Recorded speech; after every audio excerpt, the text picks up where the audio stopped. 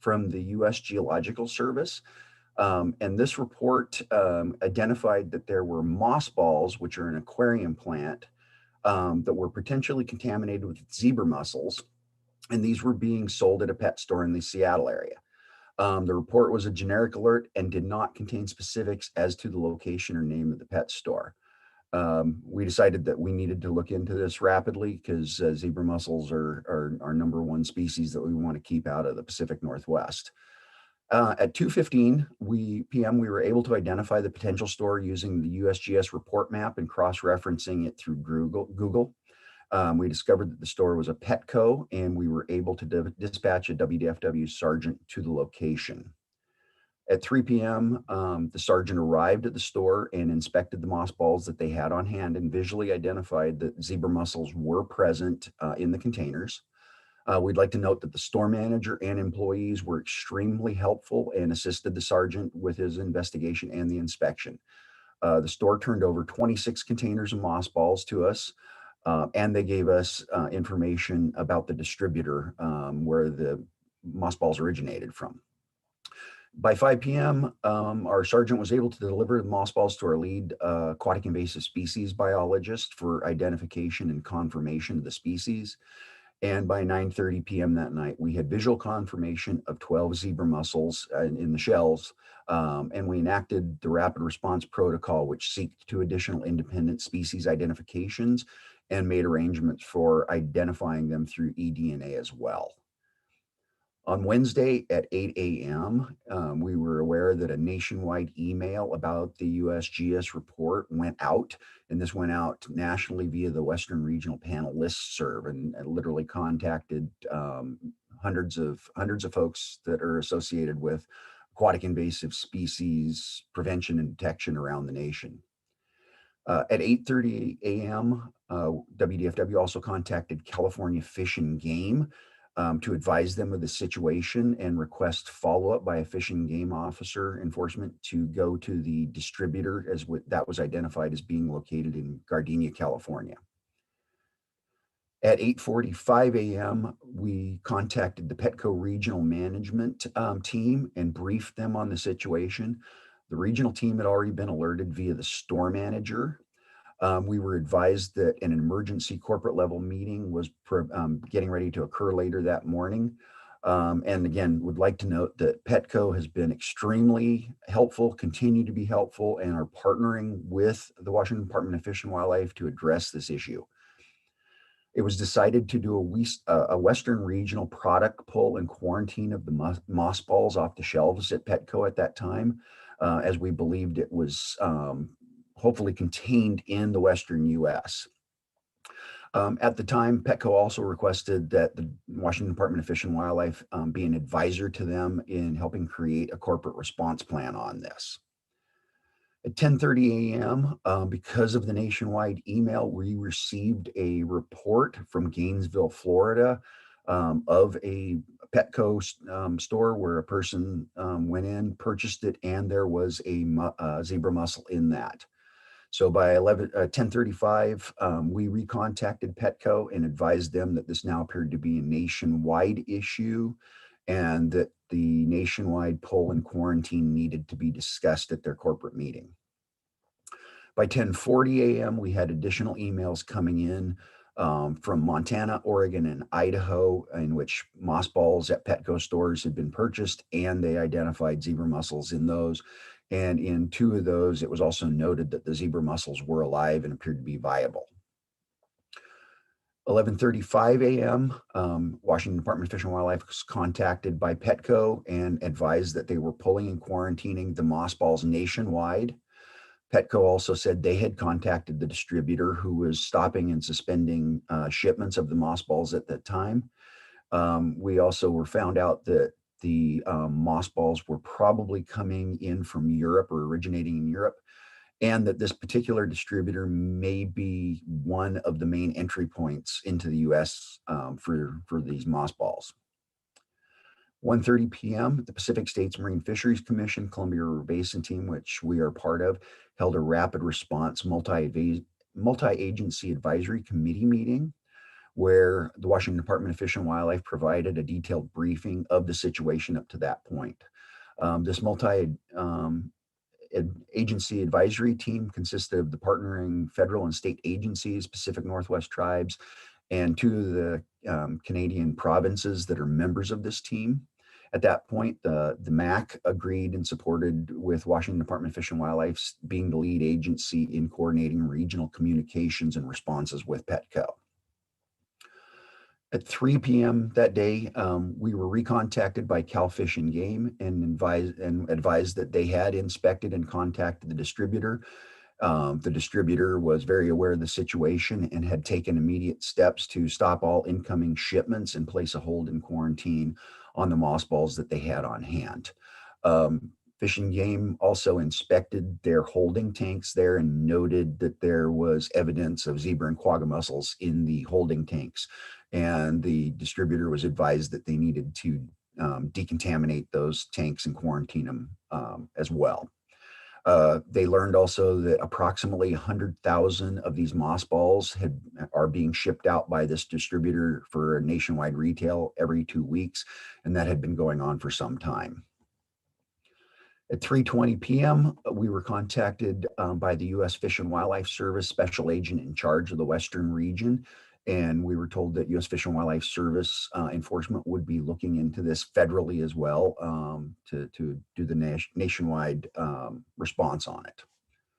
At 3:30 p.m., WDFW met with Petco corporate response team. In this meeting, the Petco national response effort was discussed, which included coming up with approved decontamination and disposal procedures that the public could do by themselves to address the mothball and the zebra mussels. Additionally, Petco advised they would be working on additional procedures and protocols corporately as well. It was also learned that PetSmart was receiving mothballs from this distributor as well and had been marketing them nationwide too. At 4 p.m., the Washington Department of Fish and Wildlife began engaging PetSmart Corporation on this issue and began coordinating a meeting with them that would occur the following day. Thursday at 8 a.m., we were recontacted by Special Agent from Fish and Wildlife and advised that they had conducted a joint inspection with Cal Fish and Game Enforcement and California Department of Ag, again at the distributor. Had further information that the mothballs are now discovered to be wild caught coming out of the Ukraine, and that there were 2 additional distributors in the state of Florida. At 8:30 a.m., we had a joint meeting with Cal Fish and Game and the California Department of Ag, and they were initiating discussions with the U.S. Department of Agriculture about this issue. And we were advised that federally, there's a tariff code that had been assigned to these mothballs, and that hold order has now been based nationwide on that tariff code, and that any inspectors that come across that tariff code will be stopping those shipments and placing them in quarantine and holding on it. 10 o'clock yesterday, we met with PetSmart. They also are being extremely cooperative and partnering with us. They are pulling the mothballs from their shelves nationwide and stopping the sales. And again, began working with the Washington Department of Fish and Wildlife on approved decontamination and disposal protocols. By 2 o'clock yesterday afternoon, the actual recommendation and decontamination protocols were jointly approved between Washington Department of Fish and Wildlife, Petco, and PetSmart, and were released out via a joint press release yesterday afternoon. And as of today, we have been receiving information from the U.S. Fish and Wildlife Service, SAC, that they are currently partnering with Florida Fish and Game and Florida Department of Ag, and they are looking into the 2 Florida distributors as well. They have conveyed that apparently those distributors have suspended imports and shipments as well. And that is our briefing up to this point. Thank you so much, Captain. Alan, can you maybe touch on why is this important? Why are we having this conversation today? Great, thank you. Aquatic invasive species in general are a grave threat to Washington State's environment, our economy, and even human safety. Zebra mussels are freshwater species of mussel that originated in the Eastern Europe, Central Asian region of the Black and Caspian Sea region. They first became known in the United States back in the late 80s, and that was through ballast water, large ships that brought in water from that area and dumped into the Great Lakes. From there, they've expanded pretty much nationally, except in the Pacific Northwest. The Columbia River Basin is the last large river system in the continental United States free of zebra quagga mussels, and we have a very robust program to try to keep it that way. As adults, zebra mussels get to be about the size of a quarter, and the main thing is that they can grow into three-dimensional colonies that smother native species, and they also can clog water supply intakes and hydropower facilities.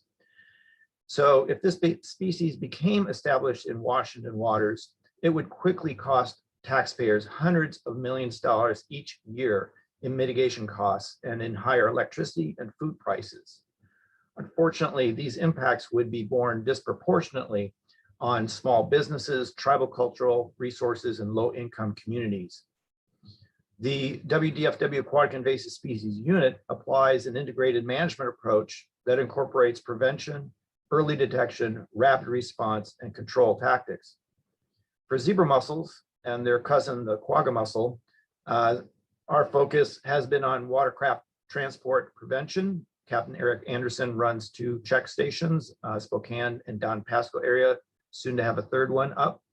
And we also have a very robust early detection program looking, sampling waters throughout Washington state. And we've also done an extensive rapid response and control trainings for these. For zebra mussels, the quick response that you've seen as Captain Anderson's timeline shows is that we are prepared and have been working hard to address these new discoveries.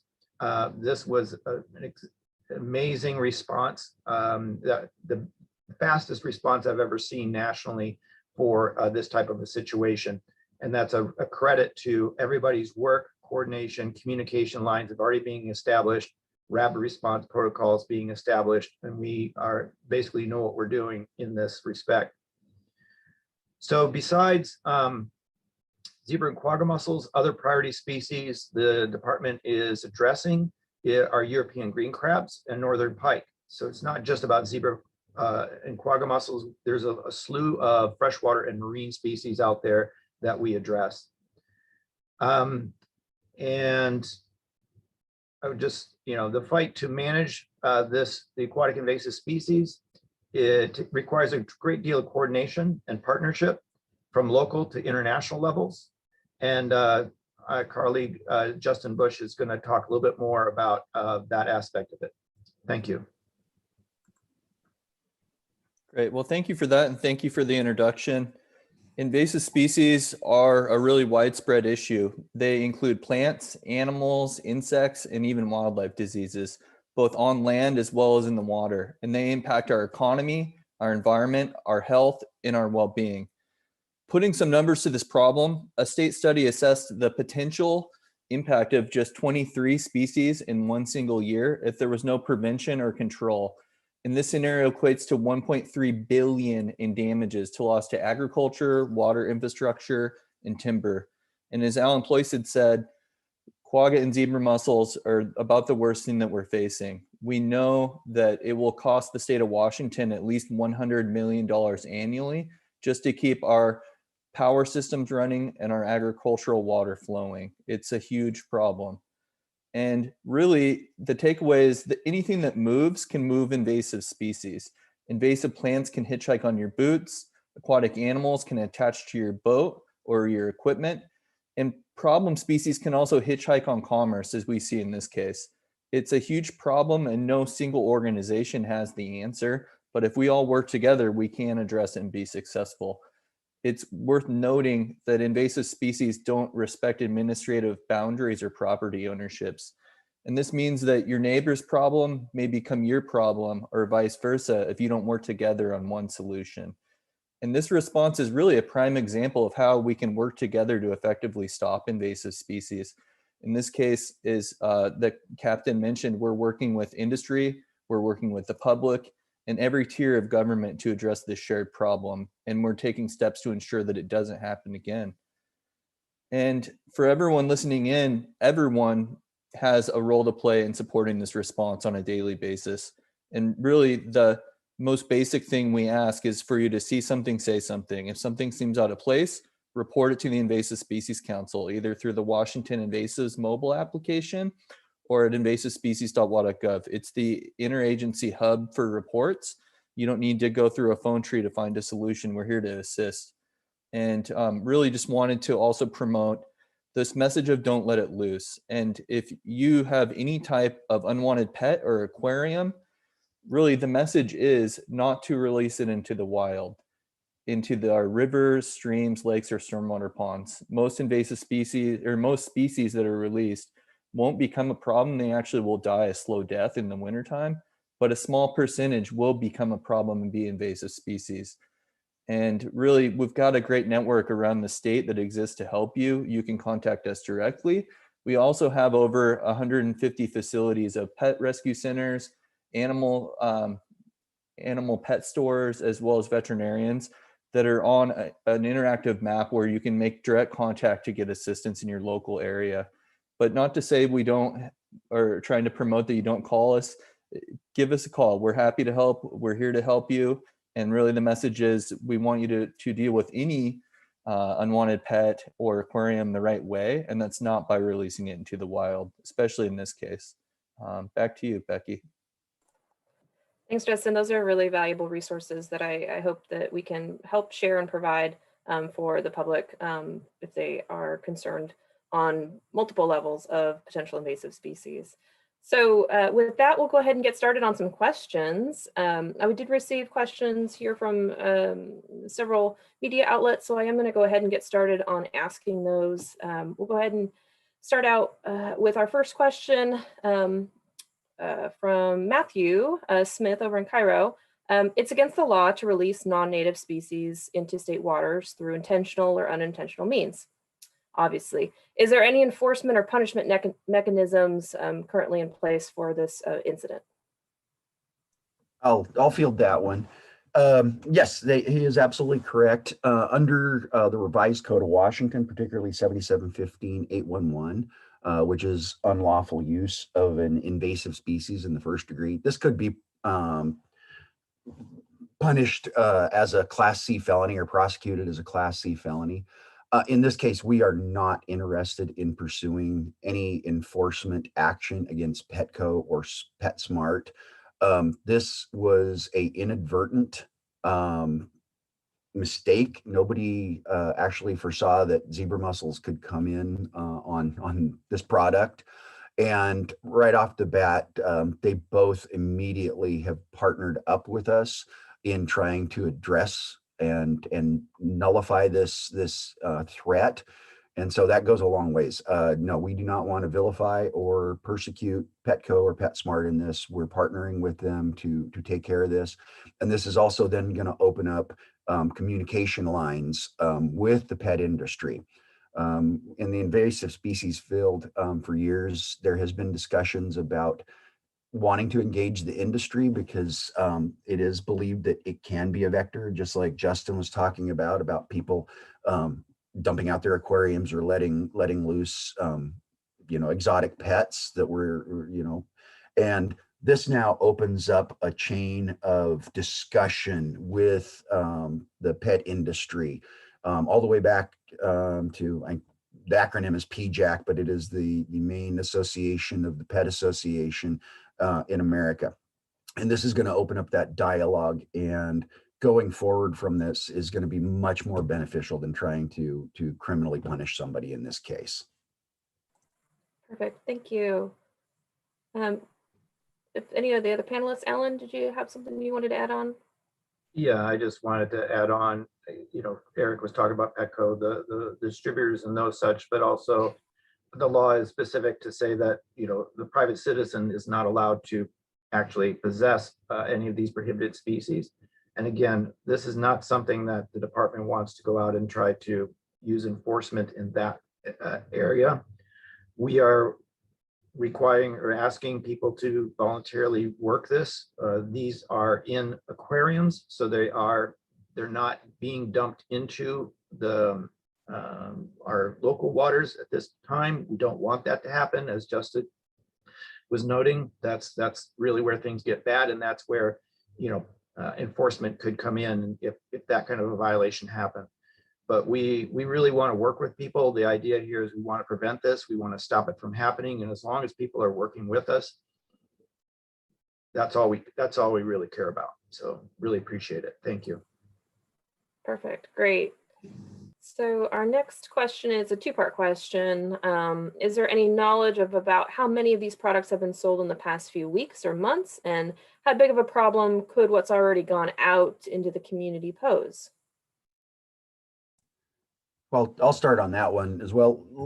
Anecdotally, like I said in the briefing, from that one distributor, it appears that approximately 100,000 of these units has been shipped nationwide every 2 weeks. And we do not know the period of time that this has been taking place, but we figure it has been fairly significant.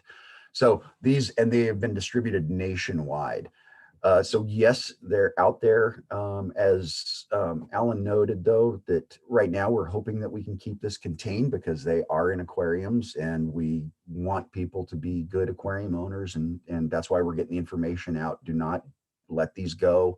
If you do have them and suspect that they are contaminated, the protocols for doing the decontamination and the proper disposal of these have been included in the website, and they're also going to be put out by, I believe, PetSmart and Petco via their information processes.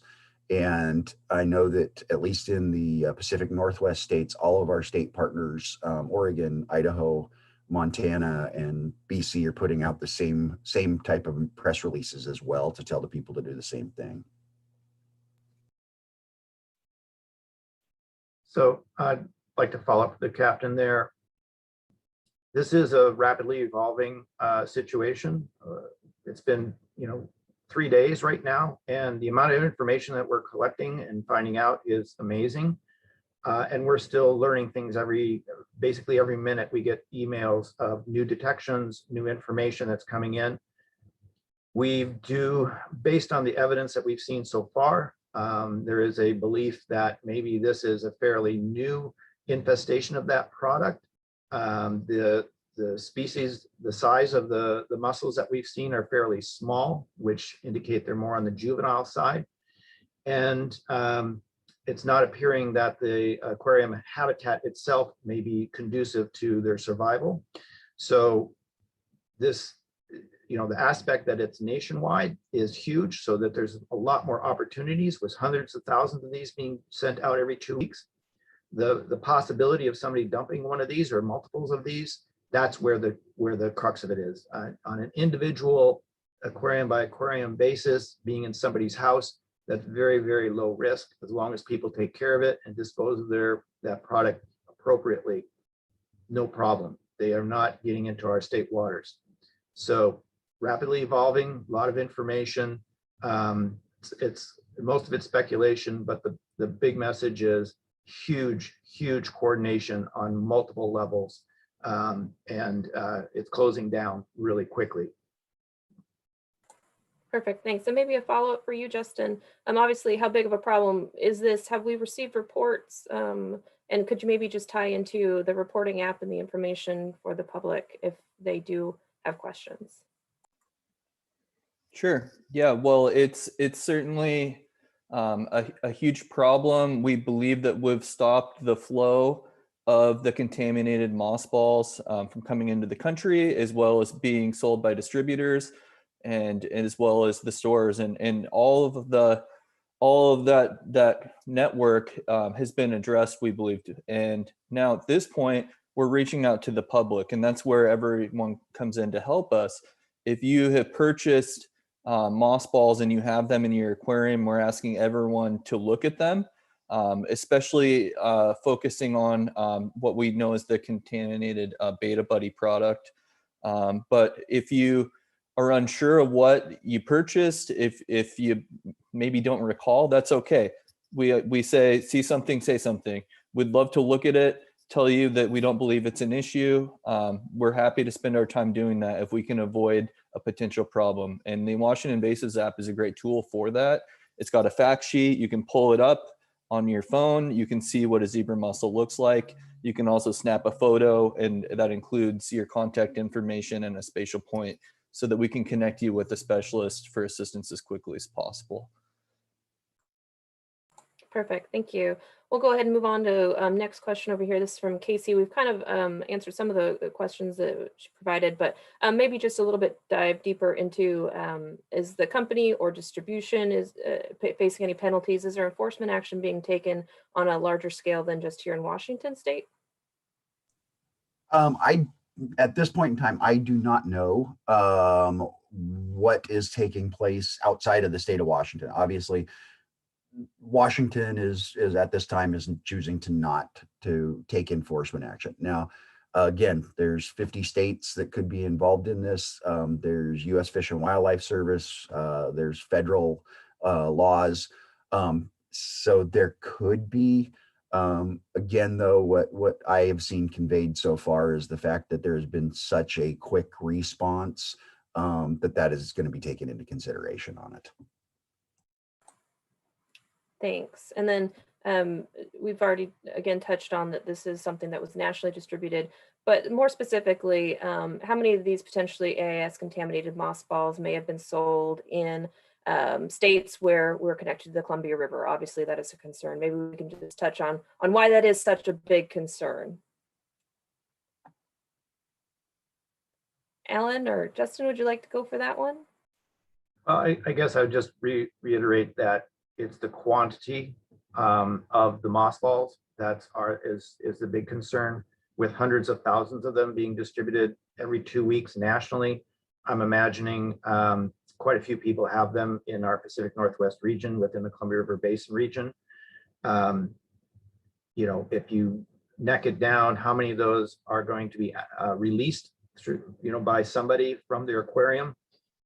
Unfortunately, it can only take one aquarium dump to be the problem. So the vast majority of aquarium owners are responsible and they take care of their product. There's a few that don't, and for whatever reason that they choose, unfortunately, if they think that it's saving or being humane to those species in their tanks, they're being highly inhumane to our native species, as well as the communities and the cultures that rely on those native species. So don't let it loose. Great.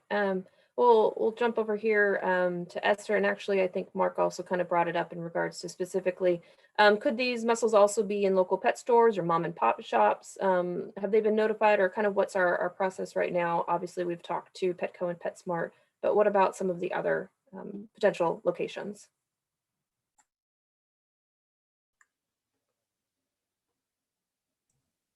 I think, Justin, you have the, I believe you have the regional, the pet serve that has been worked with the Invasive Species Council. So I think that's one of the things that we've identified as reaching out. Yeah, and this really is a great example of where an Invasive Species Council can add value, because we have relationships and networks that are established and made well before there's a problem. And when there is a problem, immediately we have this great group to tap. And for years, we've had a relationship with industry and with pet distributors, and they've been great partners all along the way. I think the most immediate need was to stop the flow, work with some of the bigger companies. Now I think we need to shift gears and connect with the smaller organizations, and that's planned. We're going to be engaging pet distributors within Washington to do that. And we have this existing network through our Don't Let It Loose partnership, where voluntarily we've seen veterinarians, pet companies and animal rescue centers step in to help spread our word and our message and provide advice. And those folks are ready to go. And we're going to be contacting them next as soon as we get off the Zoom here today. Great. Captain, did you have something further? Yeah, I'd also like to note that as Justin said, we're going to be doing secondary contacts, but also that was one of the main purposes of doing the massive press release, to hopefully get it out there and start getting the word going around.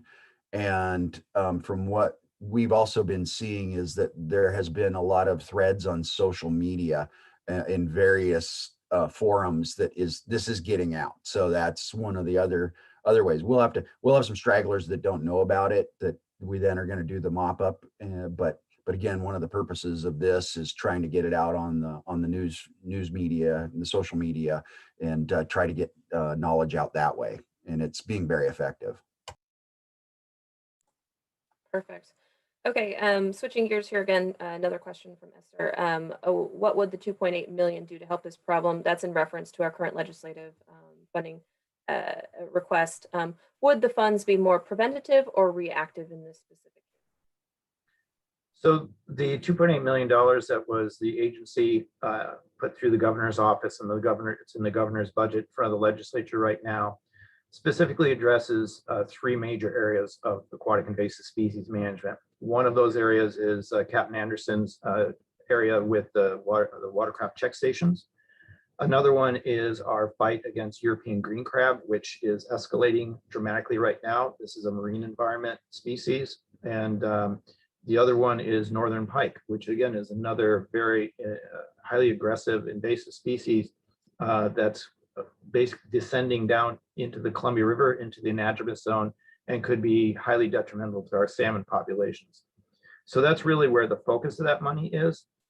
Back in 2017, working with the Invasive Species Council and with the legislative appropriation, we did have a report published called from the Funding Advisory Committee that basically said to have a really robust aquatic invasive species program through DFW, that would be about a $10 million program. So, $2.8 million is incredibly important, but it's actually backfilling some of our baseline costs that we are having shortfalls with right now.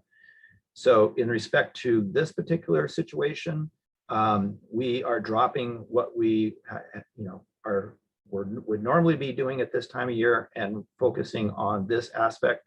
And we do not have the capacity to follow up, as Captain Anderson has said. This is a wonderful opportunity to really engage the pet aquarium industry. We could make huge headway here, but that requires resources, time, money, staff, etc. And I also just want to put in a quick plug that this is Washington State is the leader, is providing a lot of leadership on this nationally, doing a lot of investigation. We were ground zero, and we handled it really, really fast and quick, and engaged the other staff. The other part is our Department of Fish and Wildlife was one of the few leads in actually having a joint enforcement and prevention program. There's a few other states that have that now, but having the ability to have enforcement lockstep with us is huge. And their expertise and their knowledge of this has taken this much further and faster than we could have done otherwise. So really kudos to the state legislature for providing that kind of funding and that foresight to have engagement with enforcement with the prevention. So appreciate it. Absolutely. Kind of switched a little bit here, gears.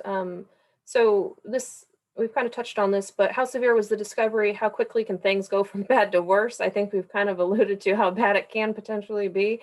We're trying to avoid that for sure with what we're providing here. And how fast do people need to act to ensure this small discovery doesn't get out of hand? I could start out with that. Again, as an aquarium product in homes without any access to, being let loose into our wild, it's a minimal risk to our state waters. But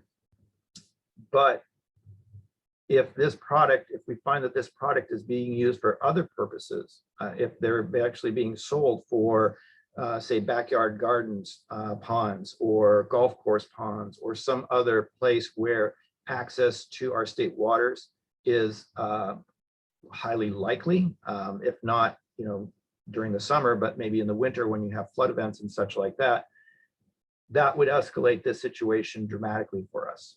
But at this point, our knowledge is that this is an aquarium product, and our main concern is the quantity that are out there and the likelihood that one or two or people will dump that into our state waters. That's our big concern right now. Great. Justin or Captain, did you have any other Oh, points you wanted to make? Just reiterating, as we've said, and the don't let it loose. Again, it's imperative that the public, I mean, we want people to have aquariums, but we also want to make sure, be good aquarium owners, do not dump these out. And there are cases where it has happened. We have goldfish that are reproducing in Lake Washington. Obviously, they came from aquariums. So again, this is imperative with this particular message. Folks, start being good stewards of the environment and being good pet owners. Don't let these things out. There's ways to humanely deal with them if you don't want your aquarium anymore. A lot of the pet stores will actually take the fish back, or you can, another aquarium owner can take them. Or there's ways that are through the American Veterinary Society to humanely euthanize your aquarium animals and fish. The big thing is just that responsibility to do that. Particularly, there's so much at stake in our state with regards to this particular species, and the fact that the Columbia River is the last great river basin in America that does not have zebra quagga mussels. And it is the river basin that absolutely has the most to lose on it. As we've talked about, it will affect every Washingtonian, every person in the Pacific Northwest. We're going to have higher energy costs, we'll have higher agricultural food costs, municipal water costs, and we'll lose our native species, our endangered salmon and steelhead that we hold so dearly right now. This would be another step in their downfall. And so this is where we're out there. We know this is a threat. We're pleading with the public, step up and do the right thing. Yeah, that's a great call to action. There's so much at risk. Our recreation, our economy, our environment, things that we're not going to be able to fix. If you believe you have these balls, spend the time to manage them the correct way, because odds are good that we're not going to be able to clean up this mess if they do escape. And, we've got one chance to do this and stop this. And it really takes all of the folks in Washington working together to do it. So we really need your help to be successful and are pleading for your help. Absolutely. And to find those protocols, they are on our Washington Department of Fish and Wildlife website under Hot Topics. It'll be right there as well. So if you have additional questions or concerns on what you should do, we have that information provided available. Additionally, we are all working alongside all of our partners. And thank you, Justin, and the group that we've worked alongside. We have a good network of people here to help and assist. So please ask before, again, dumping or letting loose. So their next questions come from Hannah. How many states have been affected by this issue so far? And maybe we can just say, how many states do we think, or how many have actually confirmed at the moment? I believe right now, like I said, we have confirmation from Florida, Oregon, Washington, Idaho, Montana. I have a report out of New York, and we received a report from Pennsylvania as well. Have not been checking the emails since we've been doing the press conference, so there's probably more at this time. Yeah, I would say it's sort of like watching a counter. The counter keeps moving as the number of states increase. I've definitely been seeing others from the Midwest, Wisconsin, and others that are detecting these things. So I'm not going to be surprised if every single state has them. I believe even Alaska had found some of these. So the only state that hasn't that I heard about is Hawaii, who actually bans the import of them into their state. So unless the state has already a ban on it, I don't see that they're not going to get it, this product. Okay, yeah, unfortunately, it looks as though this is the potential for a national. So the last question I have here is how many brands of mossballs are involved in this issue? Are there other brands, or if someone has purchased a mossball that was not that Beta Buddy, should they also be concerned? The only ones that we know so far are the Beta Buddy, and I believe it's Merimo is how they pronounce it. However, with that being said, knowing that 100,000 of these were coming out from one distributor alone, and they were providing to PetSmart and Petco, and there's two other distributors out of Florida. There's probably other brand names as well. The other thing that we, and I didn't get to include, is what we learned is how these things actually are processed is apparently they're harvested wild in the Ukraine. They dewater them slightly for shipping, so they put them in containers, but they remove some of the water because water costs money to ship. Then when they would get to the distributor opens them up, rehydrates them in their tanks, and then rebrands them and packages them up for shipping to the retailers. So I would have belief that there's probably other brands involved in this that we do not know at this time. And so what we're blanket asking is, if you've bought a mossball, doesn't matter what brand, let's take a look at it. On our website and on the website with the Invasive Species Council, we have identification pictures of zebra mussels. And so take a close look at the mossballs that you may have. And just to note that those mussels could be very small. So don't be surprised. Don't be looking for ones that are a quarter. Don't look at, even a dime size. That's a pretty big one that we've seen in the reports. We're seeing things down to the size of a grain of sand even. So that's the area that we're dealing with at this point. And there could be other organisms in there that we don't know. These, as the captain said, these are wild harvested. So whatever was in the water column is in those algae balls. And so we're also very concerned about other invasive species that could be contained in there. And this is, again, rapidly evolving. We're trying to understand the situation, but that's one of the aspects that we have to think about. If there's this one, there's probably other ones. What's there? What are the risks? Great, thanks. So I see that that's what we have so far for questions. I wanted to go ahead and maybe give it over to Justin if you have any other further closing remarks or comments that you'd like to make sure that we provide at this time.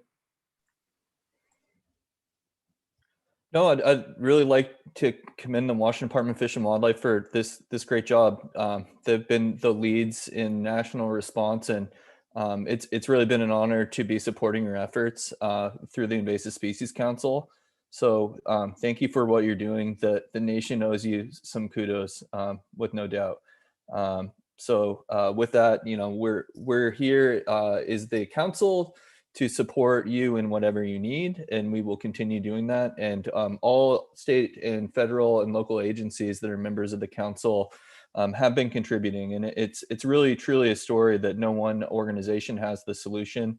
It's only by working together that we're going to solve it. And through industry and all the different partners, we are addressing this issue. But there is more to come, obviously. Absolutely, thank you, Justin. Captain? I'd like to reiterate exactly what Justin said, but going back with the Invasive Species Council, and it's a partnership between the Department of Fish and Wildlife and the Invasive Species Council. They're lockstep with one another. They're a team. I also want to give kudos to this entire team that's on this panel, because you're looking at the 4 people that have really been involved in this for the last 72 hours, coordinating responses, talking to, setting up the meetings with industry. This has been a nonstop whirlwind of meetings and phone calls and gathering information and making connections. The AIS team in Washington State, again, reiterating it, it's a good program. It's a really good program. Thank you, Captain. Alan? Yeah, again, addressing the risk part of it, you would never have seen this response for a species that isn't as high risk as zebra mussels. People are scared about this. They're very, very concerned. When you have national chains like Petco and PetSmart who are pulling their product off their shelf willingly so quickly, it's just an indicator of the risk that we face with this species. And we're so appreciative of this partnership, and everybody's working forward on this. Everybody has been working forward on this. And so again, thanks, and don't let it loose. Perfect, appreciate that. And just to reiterate, all the information on what you should or should not do in regards to properly taking care of these moss balls is located on our website. Additionally, if you have any other questions or if there were questions of the media, feel free to reach out to myself. It's all included on the news release as well as on our website of the information to get a hold of us. And if we have any further updates, obviously we will in real time provide those when appropriate.